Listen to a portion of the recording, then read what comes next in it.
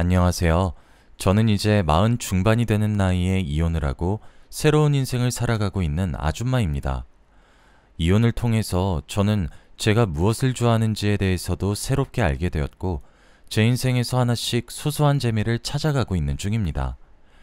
제가 겪은 기막힌 이야기를 해드리고 싶어서 이렇게 사연을 보내봅니다. 저는 제 배 아파 낳은 아들이 하나 있습니다. 젊은 나이에 남편에게 시집을 가서 어렵게 가진 아이였어요. 남편은 말만 들어도 무시무시한 3대 독자였습니다. 결혼을 한 지 5년이 지나도록 저와 남편 사이에는 아이가 생기지 않았어요. 저와 남편이 아무리 노력을 해도 말이에요. 1년, 2년이 지나갈수록 시부모님은 엄한 저를 들들 볶기 시작했어요. 하루가 멀다 하고 제게 손주를 낳으라고 독촉이란 독촉은 다 하셨죠. 결혼한 지 얼마 지나지 않았을 때는 철마다 제게 보약을 지어주셨고, 제철 음식에 제철 과일에 몸에 좋다는 음식들만 해먹이시고 그러셔서 저는 사랑과 이쁨을 많이 받는 며느리가 된 줄 알았습니다. 엄청 감사했고 복이 많다고 생각을 했어요. 친딸도 아닌데 어느 시부모가 며느리를 이렇게 챙기겠나 싶었거든요. 그런데 5년이 지나도록 아이는커녕 임신조차 되질 않으니 그때부터 점점 저를 들들 볶기 시작하셨어요. 그리고 점점 제게 해주시는 것들이 기괴해지기 시작했습니다. 용한 점집에 가서 부적들을 수십 장을 써오셔서 여기저기에 숨겨놓는 것은 기본이었고, 아들만 낳았다는 며느리가 입던 속옷을 사와서 저에게 입으라 하질 않나. 정말 기상천외하고 잡스러운 것들, 오만 것들을 제게 시행하셨어요. 그렇게 스트레스를 받으니 생기려던 아이도 도망가겠다 싶었습니다. 그뿐만이 아니셨어요. 저희는 원래 결혼 후 2년 뒤에 분가를 하기로 했는데도 불구하고 절대 분가를 시켜주지 않으셨습니다. 손주를 놓고 가지 않으면 절대 내보내지 않겠다 하시면서요. 그런데 그게 얼마나 커다란 압박감으로 들려오던지 아무도 이해하지 못하실 겁니다. 저는 한 달에 한 번 하는 생리도 굉장히 일정한 주기를 가지고 있습니다. 정말 정확하게 생리를 하거든요. 시어머니는 제가 생리를 시작하는 날이 되면 화장실에 들어간 저를 문 앞에서 멀거니 서서 기다리셨습니다. 제가 문을 열고 나가면 생리를 했냐고 눈을 반짝이며 물으셨죠. 제가 우물쭈물하며 이번 달에도 생리를 시작했다고 하면 그때부터는 오만 소리를 듣게 되는 겁니다. 대체 시집을 와서 하는 것이 뭐가 있냐부터 시작해서 말이에요. 이러다 소박 맞고 싶냐고 협박도 서슴없이 하셨어요. 아이를 임신하지 못한 지 3년째가 되던 해에는 임신을 위해 회사를 그만두라고 저를 못살게 굴어서 결국 회사를 그만두고 경력이 단절되어야 했고, 4년째가 되었던 어느 날 어머니는 제게 불같이 화를 내시며 지갑도 주지 않고 신발도 주지 않은 채로 절 밖으로 내쫓으셨어요. 옆집 아주머니가 추운 겨울 쫓겨난 저를 본인의 집으로 들여보내주셨고 저를 위로해 줬어요. 저는 시부모님 두 분께 애원도 해보고 화도 내보고 별짓을 다 해보았습니다. 제가 더 잘하겠다고, 노력을 더하겠다고 아무리 울며 불며 빌어도 절 매몰차게 대하시더군요. 심지어 결혼한 지 5년 차가 되던 해에는 제가 영 시원찮은 년이어서 그렇다며 이혼을 강요했고, 남편에게 새로운 여자를 들이밀며 재혼을 권유했습니다. 저와 멀쩡히 결혼 생활을 유지하고 있는 제 남편에게 말이에요. 제가 해도 너무한다고 오열을 하면 시어머니는 제게 그러셨습니다. 네가 진짜 무슨 염치로 이 집안에 붙어 있으려고 하는 거야? 내가 지금 몇 년을 기다려준 줄 알고 있는 거냐? 지금 네 밑에 들어간 돈만 해도 수천으로 떤다 이 말이다. 아니, 남의 집안 며느리들은 결혼하자마자 떡두꺼비 같은 아들을 시어미 품에 턱턱 안겨준다고 하는데 넌 대체 잘하는 게 뭐가 있니? 내가 돈을 벌어오라 그래, 재산을 가져오라 그래. 그저 손주 하나 낳아달라는 것 하나인데 그게 그렇게 어렵니? 그거 하나 해주지 못하면서 뭘 잘했다고? 지금 시애미 앞에서 두 눈 똑바로 뜨고 달려들고 난리야? 그냥 이혼하거라. 다들 제 남편은 뭘 했는지 이젠 궁금하시겠죠? 남편은 참 무심한 사람이었습니다. 사실 남편은 맞선을 통해 결혼을 하게 되었어요. 저는 부모 없이 혼자 자랐거든요. 외가 친척과 친가 친척들에게 이리저리 돌려줘가며 자라다 보니 도움을 요청할 곳도 하소연을 할 곳도 없었어요. 제가 나이를 조금 먹고 나니 절 돌봐주시던 친척분이 기다렸단 듯이 선자리를 가져와서 저를 내보내려 하셨었죠. 의지할 곳 없는 저는 남편에게 의지를 해야만 하는 처였어요. 그런데 남편은 절 도와주지 않았죠. 남편은 저를 보호하고 보듬기는커녕 그렇게 제가 혼나고 있으면 거실에 나가 TV 볼륨을 한껏 올리며 TV를 봤어요. 마치 제가 혼나는 소리가 지긋지긋해서 볼륨을 올린다는 듯 말이에요. 그런데 지금 보면 그때부터 제가 아닌 다른 여자가 있어서였던 것 같네요. 어찌되었든 그렇게 저는 8년이란 긴 시간 동안 온갖 멸시를 당하며 노력해야 했습니다. 콱 혀깨물고 싶던 시기였어요. 그때가 제게 한계에 치달았었거든요. 제가 이제 한계란 것을 하늘이 알아주셨던 것인지 뭔지 결혼 8년 만에 드디어 저는 임신에 성공했습니다. 그렇게 저의 구박 생활을 청산할 수 있게 되었어요. 이제 저는 하늘에다가 매일 기도를 해야 했습니다. 8년 만에 한 임신에 딸을 출산하면 전 정말 버릴 생각이었거든요. 처음 한 임신을 티라도 내듯 입덧을 매우 심하게 했어요. 시어머니는 임신해서 불러오는 제 배 모양을 보며 아들이 틀림없다며 절 잘했다 해주셨죠. 제가 입덧을 했을 때 비싼 소고기만큼은 역겹지 않더라고요. 소고기도 딱 고기만 구워 먹어야 했어요. 소고기 미역국 이런 건 갑자기 미역의 냄새가 너무 비리게 느껴져서 다 개원했었거든요. 어머니는 결혼 8년 만에 음식을 가리는 저를 보고도 방긋 웃어주며 아이고 아가, 고기만 먹는 것 보니까 아들이 틀림이 없어. 아유 장하다 내 며느리. 내가 딱 불러오는 배 모양만 보고 있어도 아들인지 딸인지 기가 막히게 맞추는데 이번엔 틀림없는 아들이야. 소고기를 매일매일 구워줘도 좋으니 꼭꼭 씹어 먹도록 해라. 배가 고프면 째깍째깍 말하고 내가 낮이고 밤이고 새벽이고 가리지 않고 구워주마. 알겠니 우리 며느리? 라고 하셨죠. 8년 내내 구박이란 구박은 다 하시더니 아이 하나 임신했다고 이렇게 태도가 손바닥 뒤집듯 바뀌시는 시어머니가 너무 이중적이고 가식적으로 느껴졌지만 그런 정마저도 제게 참 기껍게 느껴졌습니다. 심지어 새벽 아침부터 이불 빨래를 시키시지 못해서 안달나셨던 시어머니는 제게 걸레질조차 하지 말라 하시며 본인이 설거지에 빨래, 줄곧 저만 부려 먹으시다 전부 혼자 하시더라고요. 평생 배가 부른 채로 살고 싶다는 헛된 상상을 하며 시간이 느리게 지나가길 빌고 또 빌었습니다. 그렇게 10달을 품었고 자연 임신으로 출산에 성공하게 되었어요. 그리고 다행히 제가 낳은 아이는 아들이었습니다. 시어머니는 하늘을 나는 것처럼 방방 뛰시며 기뻐하기 시작했고 절 들들 볶아대던 시아버지도 제게 한박 웃음을 지어주시며 절 믿고 있었다고 장하다고 해주셨습니다. 남편도 그 순간에 제게 고맙다고 수고가 많았다고 하더라고요. 전 그렇게 앞으로 제 미래가 평화로울 줄 알았어요. 대를 잇게 했으니 시집살이도 당연히 사라지게 될 것이고 저만 잘하면 행복만 가득할 줄로만 알았죠. 그런데 남편의 태도는 언젠가를 기점으로 조금 매정해졌다고 해야 하나, 선을 긋는다고 해야 하나, 마치 저와 부부 사이가 아닌 남 같은 사이를 유지하려고 애를 쓰기 시작했습니다. 저는 이해할 수 없었습니다. 저와 남편 사이에는 8년 동안 매달렸던 노력의 결실인 아이가 있었고 시부모님도 제게 잘해주셨거든요. 처음엔 남편이 많이 피곤해한다고 생각을 했어요. 막연하게 말이에요. 정말 멍청했죠. 사실 남편과 저는 시부모님의 영향으로 아이를 가지기 위해 함께 밤을 보내는 편이었어요. 사랑보단 의무와 책임감, 그 사이의 중간이었죠. 그래서 신혼 초에는 그래도 서로 즐겁게 했던 것 같은데 시간이 점차 지나면서 압박에 의해 의무화가 되더라고요. 그게 언제인지 정확한 시기는 아직도 저는 모르지만 대충 어림잡아 예상을 해보기엔 결혼을 한 지 5년 차가 되던 해부터였던 것 같아요. 남편은 제가 애까지 낳으니 의무로 이어진 밤도 아예 보내지 않기 시작했어요.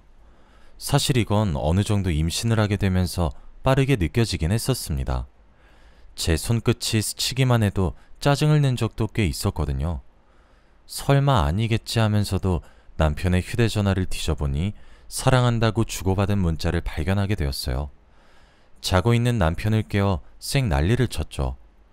전 그런데 제게 그런 것이 걸리면 제게 미안하다고 사과를 하고 다시 그러지 않겠다 반성을 할 줄 알았어요. 그런데 제게 들키기 시작하자 이제 보란 듯이 여자를 만나고 다니기 시작하였습니다. 속이 곪기 시작했어요. 결국 시부모님께 이야기를 했습니다. 그랬더니 시부모님도 남편의 편을 들기 시작하더군요. 남자가 한 번쯤 다 그러는 것이라고, 곧 돌아오니까 기다리라고 하면서요. 저는 그때 제 처지를 깨달았어요. 저는 이 집안의 며느리로 시집을 온 것이 아니고 남편의 대를 이어주기 위한 매개체에 불과했고 그저 애를 낳아주는 사람에 불과했단 사실을 말이에요. 갓 태어난 제 아들이 저보다 집안에서 서열이 높단 생각이 들 정도였거든요. 이혼을 하려고 마음을 먹다가도 제가 돈을 벌 수 있게 하기라나 아무것도 시키지 않고 바보 멍청이처럼 애만 보게 하는데 내가 이혼을 하면 제가 낳은 아들을 데리고 나올 수 있을까 하는 생각이 들더군요.